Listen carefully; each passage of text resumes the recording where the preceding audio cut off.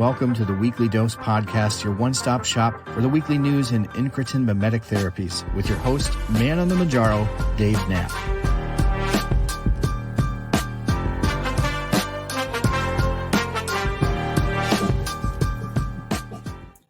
Welcome to a special edition of OnThePen, the Weekly Dose Podcast, your one-stop shop for all the news in incretin mimetic therapies and the medications that we're on: Wegovy, Ozempic, Saxenda, Victoza, Trulicity, Zepbound, Mounjaro, all those pens. That's what we talk about here. But this week's special edition, we are going to talk about a huge news article, one that I prepped you for about 3-4 days ago. I put out some content saying I was noticing some changes going on at the FDA website that indicated that we may be seeing a single-dose vial presentation of Zepbound.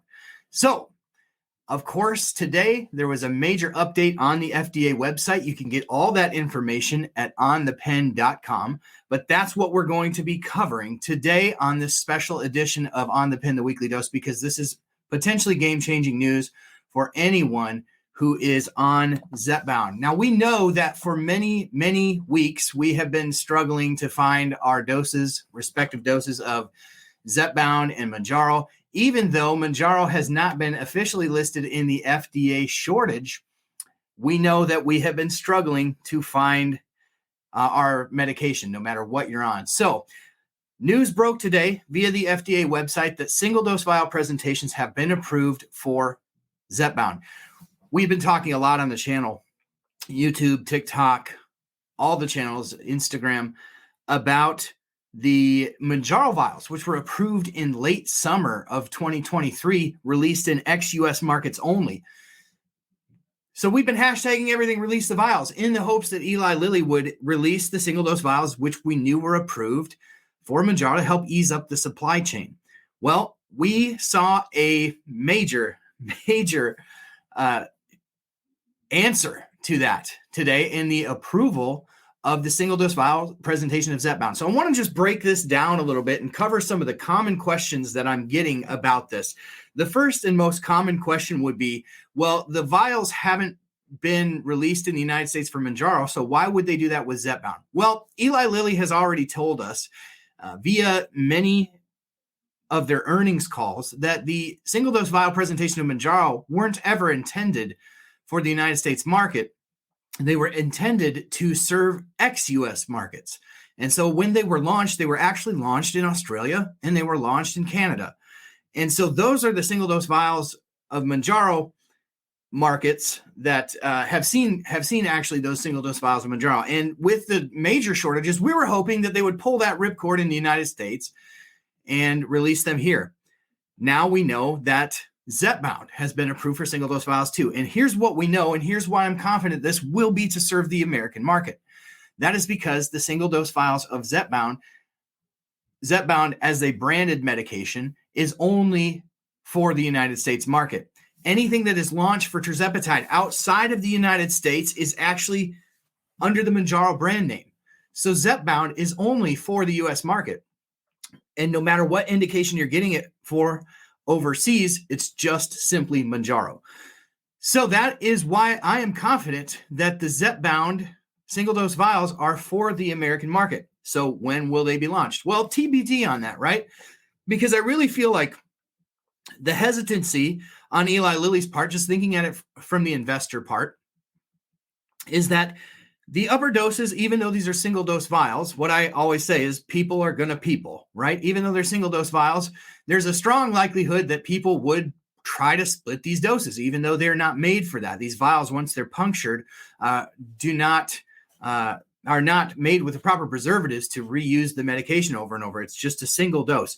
But I think there's a fear that people will split the upper doses. So if you think of the 15 milligram of Mounjaro, that is about 6 months worth of medication of the 2.5 milligram. I'm not sure I have the math quite correctly on that, done correctly on that, but just off the top of my head, it's like 6 months or so of medication if you're only on the 2.5 of Zepbound. So there's a fear for sure that they will lose out on some revenue. But I think there's always been an appropriate time to do this because they're already losing customers to unapproved FDA versions of the medication. They're losing customers to compounded versions of the active ingredient made by sterile compound pharmacies. And so at some point, this was going to make sense. Now, when it will be released, I don't know. But we do know that they have the capacity. Now, this could also be related. You've seen shortages in Humalog, which is the vial presentation of their insulin product. And so you almost wonder if maybe the production lines for Zepbound in vials has already been fired up, and perhaps they will try to alleviate some of the supply sooner than later. That could be one potential indication that this is coming sooner than we think. So when it will hit the market is really anybody's guess now. I think that it could possibly be sooner than we think, though, given what we have heard about the Humalog shortages. Perhaps the vials and the capacity in the factory has been used to fill Zepbound. We'll see on that. So the second question that I get is, well, will it be cheaper? Will it be cheaper? And the honest answer to that is, I don't think so. I don't think that Zepbound in a vial holds any less value to people than it does in the pen. I think at this point, we're all just ready to get our medicine. So would I like it to be cheaper? Absolutely. Do I think it will be cheaper? I really doubt it. I think it'll be the same price point. I think you could see something interesting also, just to kind of theorize, hypothesize, and speculate on this. I think you could see potentially early dose Mounjaro, early dose Zepbound released in the vials to help alleviate the need for the pens in the lower doses, like the 2.5 and the 5 milligram, right? Because there's much less of a concern about splitting doses on these lower dose pens, because there's not quite as much medication. But when you're talking about the 10, the 12.5, and the 15, obviously there's a bit more concern there. So the single dose vials, theorizing, I think maybe we would see them in the lower doses before we would see them in the upper doses, but TBD on that. I don't think that the cost is going to be much less.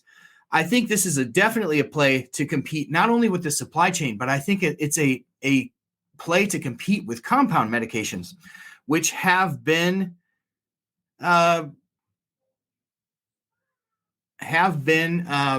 I'm getting some warnings over on TikTok for some reason.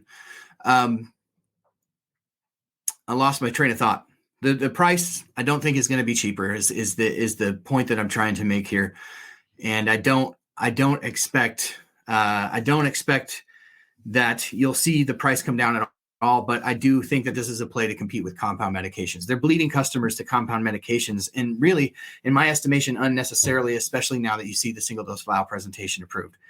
So when we've answered that is to the best I can. We've answered how much to the best I can. If you have questions that you have right now, I want to throw the opportunity for you to ask these questions here for the next couple of minutes. This is, again, a special edition of OnThePen, the Weekly Dose podcast. You can check this out on Apple, Spotify, and anywhere you like to get your podcasts. This is a really, really awesome bit of information. And I've been telling you that I thought this was coming. We've been #ReleaseTheVials campaigns. All of you, I like to think that we have had a part in pushing the narrative here within the community to really put pressure, because I think this will really make a big deal when it comes to the supply chain. Corey wants to know, but the pens are what make it more expensive, right?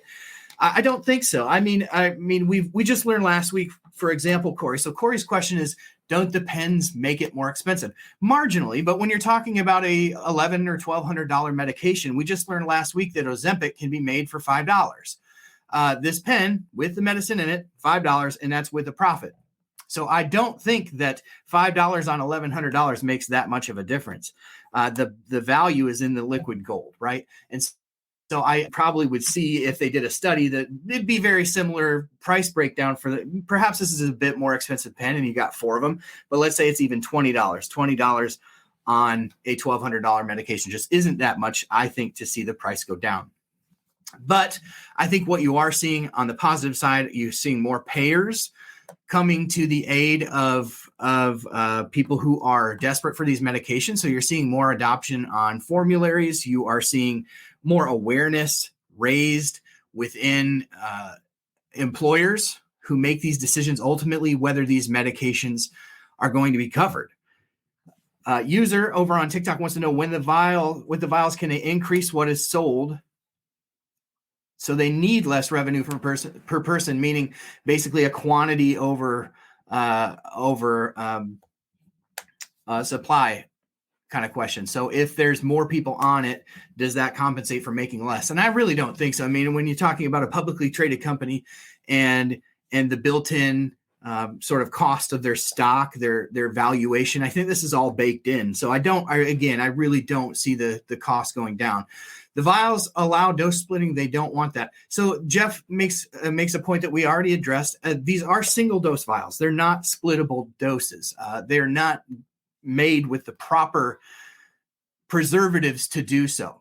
But I think that's the fear, Jeff, that people will do that.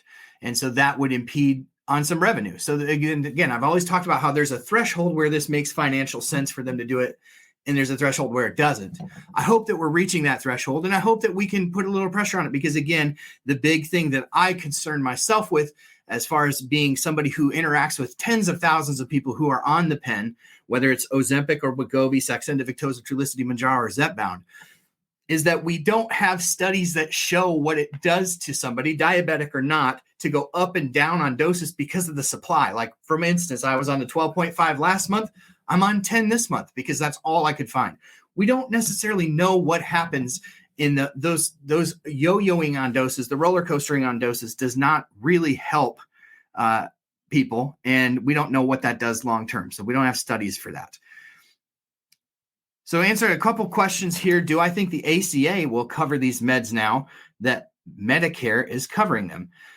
It could. I mean, there are some, the ACA being the Affordable Care Act, so marketplace insurance. There are some marketplace insurance policies that do cover GLP-1 medications. So that is just some shopping around that you'll have to do in your own area, because it depends on the market that you're in, what specific